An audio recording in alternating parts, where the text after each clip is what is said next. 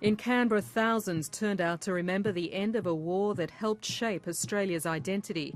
96 years ago today, the guns fell silent in World War I. Across the country, ceremonies honoured Australians killed in all wars.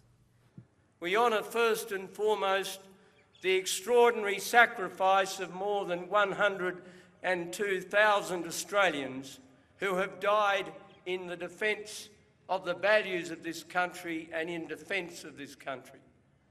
As the years go by, the list grows longer. One more name this week was added to the roll. Lance Corporal Todd Chidgey was Australia's last casualty in Afghanistan. Dignitaries, including the Governor-General Peter Cosgrove, laid wreaths in honour of those like him.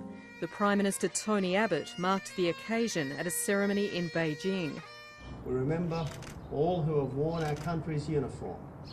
We remember them and dedicate ourselves to be worthy of their example.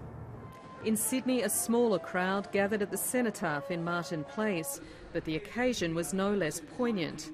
Hundreds turned out to remember Australia's war dead, both friends and family.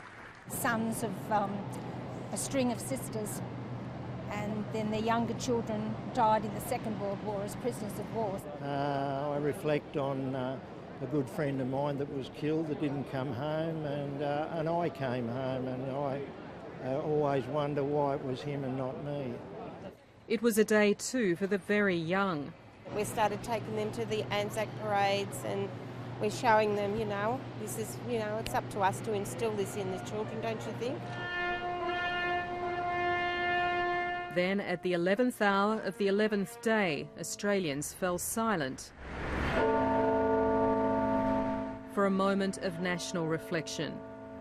Anne Barker, ABC News, Sydney.